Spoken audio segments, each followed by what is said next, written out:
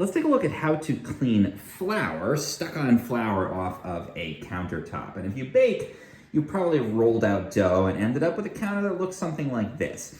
So the first thing I'll say is how not to remove this.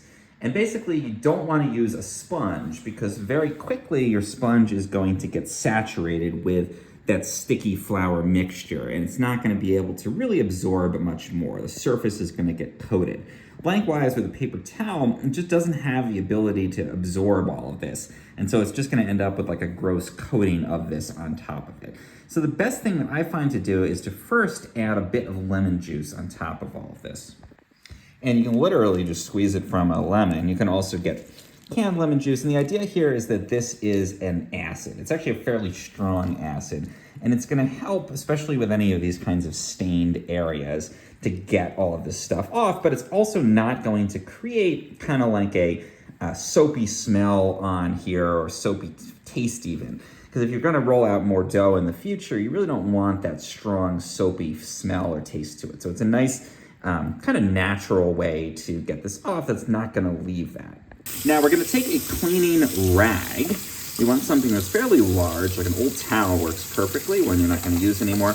And you want to get it really nicely saturated with warm water because you're going to want a fair amount of water on there, again, to absorb and pick up that flour. Now we're going to plop this down over our flour with that acid, again, the lemon juice, and we're just going to start scrubbing away at this stuff. And you can see with this larger towel, it does have the size and capacity to pick up all of that without getting too gummed up with it.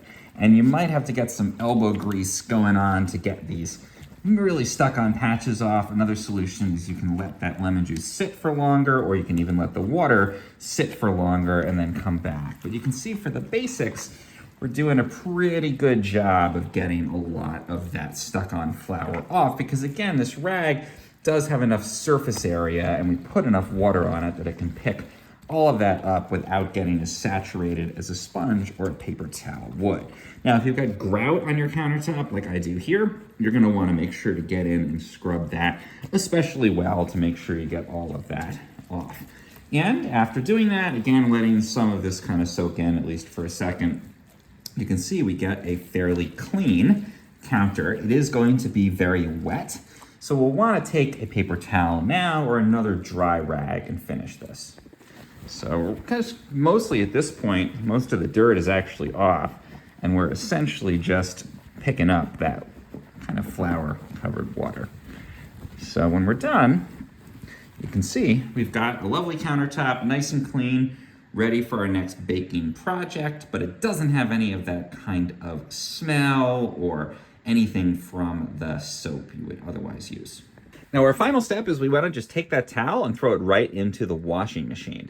And it might look kind of gunky. You might see there's some stuff stuck on there. The good news is that once you get that in the washing machine, the detergent is actually really good at getting that flour, that stuck on flour gunk, off and dissolved and off of this towel. And you'll be surprised how clean this will get after just a standard run through the washing machine. If you found this useful or helpful in any way, please do like the video and subscribe to my channel. It really helps me out.